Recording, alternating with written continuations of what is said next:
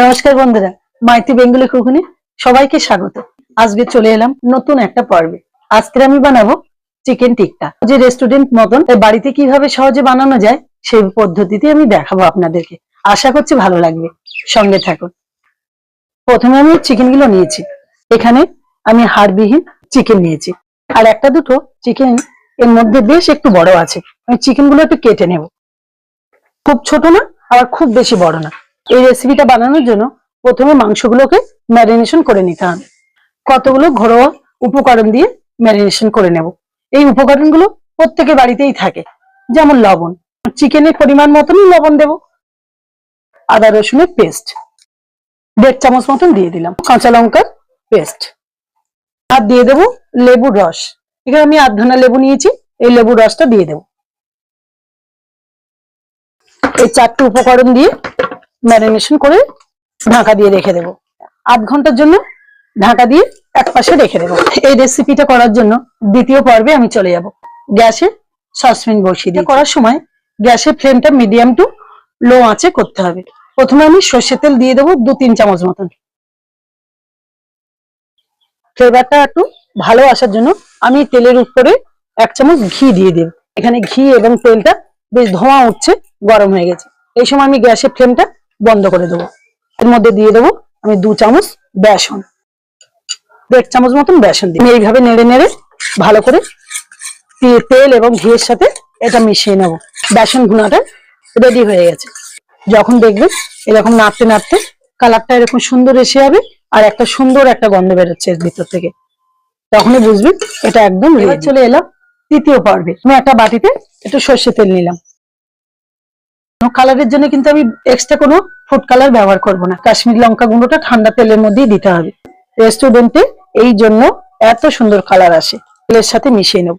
দেখুন আস্তে আস্তে মেশাতে মেশাতে কালারটা কত সুন্দর এসে যাচ্ছে। এই কালারটার জন্য চিকেন টিক্কার রংটা খুব সুন্দর আসে। এলাম চতুর্থ পর্ব। ম্যারিনেশন করে রেখেছিলাম চিকেনের মধ্যে দিয়ে দেব, পুরোটাই দিয়ে দিচ্ছি। এবারে আমি দিয়ে দেবো টক দই। আমি চিকেনের পরিমাণ অনুযায়ী ছোট চামচে 1.5 চামচ মতো জল ঝরানো টক দই দিয়ে দিলাম। ঝাল লঙ্কার গুঁড়ো দিয়ে দেব। এবার দিয়ে দেবো জিরে গুঁড়ো পরিমাণ মতো, ধনে গুঁড়ো। টেস্টটা একটু ভালো লাগার জন্য দিয়ে দেবো এখানে সামান্য বিট লবণ। যেহেতু প্রথমে আমি সাদা লবণ দিয়েছিলাম, সেই পরিমাণ বুঝে তাই সামান্য একটু বিট লবণ দিলাম, টেস্টটা ভালো হওয়ার জন্য। আর উপর থেকে দিয়ে দেবো কাসুরি মেথি। তো হাতে ঘষে আপনারা চাইলে গুঁড়ো করেও দিতে পারেন। আমার এখানে প্যাকেটে কাসুরি মেথি ছিল, তাই আমি এইভাবে দিয়ে দিলাম। আর টেস্টটা একটু চটপটা হওয়ার জন্য দিয়ে দিলাম এখানটায় এতটা পরিমাণের আমচুর পাউডার। এই আমচুর পাউডারটা দিলে টেস্টটা খুব সুন্দর হয়। স্বাদ অনুযায়ী আর একটু সাদা লবণ দিয়ে দেবো। লাস্টে দেব তৈরি করে রাখা বেসন ভুনা, 2 চামচ মতন বেসনের ভুনাটা দিয়ে দিলাম। এবার আমি সব রকম উপকরণ দিয়ে আবার ভালো করে এর সাথে মিশিয়ে নেব। বন্ধুরা দেখুন এইভাবে আমি ম্যারিনেশন করে রেখেছি। এবার আমি এটাকে আবারও 8 ঘন্টা ঢাকা দিয়ে রেখে দেব। চিকেন টিক্কা খাওয়ার জন্য আমি একটা চাটনি বানিয়ে নেব। আমি ধনেপাতার চাটনি বানাবো। আমি এখানে ধনেপাতা নিয়েছি, আমি এটা মিক্সচারে দিয়ে দিলাম।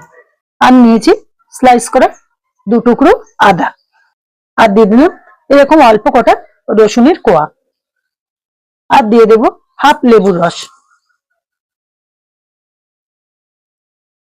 আর দিয়ে দেবো এখানে জল ঝরানো টক দই। স্বাদের ব্যালেন্সটা ঠিক রাখার জন্য এখানে দিয়ে দেবো আমি বিট লবণ, আর দিয়ে দেবো 2টো কাঁচা লঙ্কা, থেকে দিয়ে দেবো খুব সামান্য একটু জল। এবার একটা পেস্ট বানিয়ে নেব। চাটনির কালারটাও বেশ সুন্দর হয়েছে, খুব সুন্দর একটা সেন্ট বেরোচ্ছে। চিকেন টিক্কা বানানোর জন্য এবার বাড়িতে আমি বানাচ্ছি। বাড়িতে বানালে আমরা তন্দুরির যে স্মোকি ফ্লেভারটা আসে সেভাবে সেটা আমরা কোথা থেকে পাবো?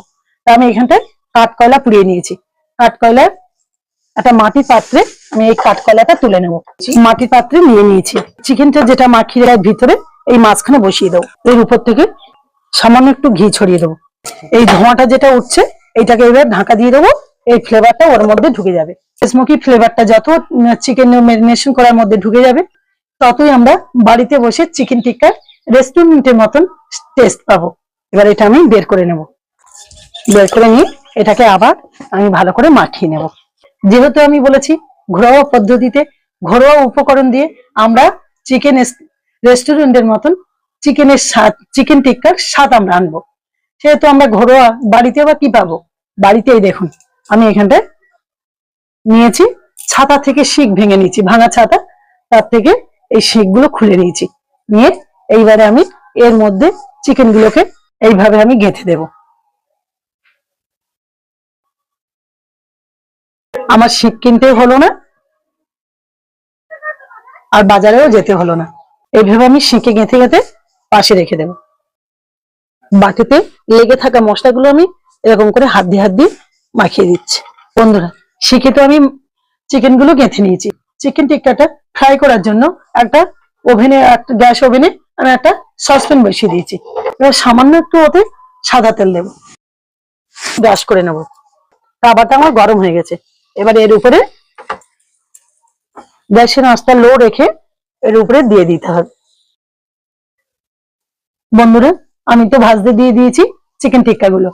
আর এই সময় গ্যাসের ফ্লেমটা একদম লোতে রাখতে হবে, না তো রং এসে যাবে কিন্তু ভিতরে কিন্তু কাঁচা থেকে যাবে চিকেন গুলো। চিকেন যেহেতু, সেহেতু ভালো করে উপর ভিতর সমস্ত কিছু একদম ভালোভাবে যেন সেদ্ধ হলেই তবেই তো টেস্ট আসবে। তাই জন্য আমি একদম লো রেখে দিয়েছি।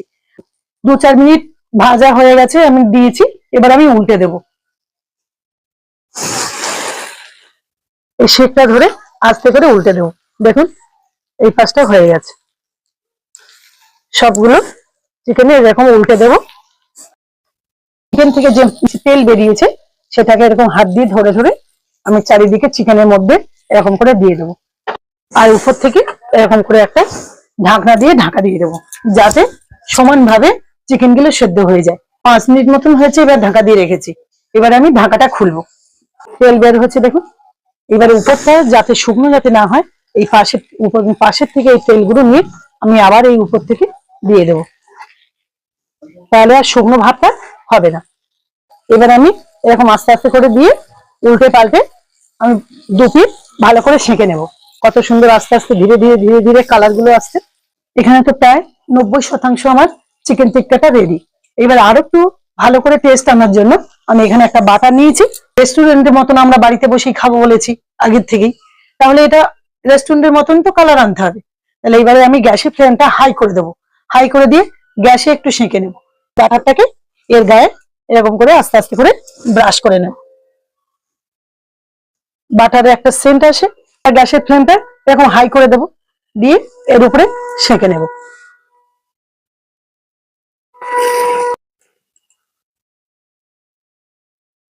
ধীরে ধীরে আমি এইভাবে পুড়িয়ে নেব।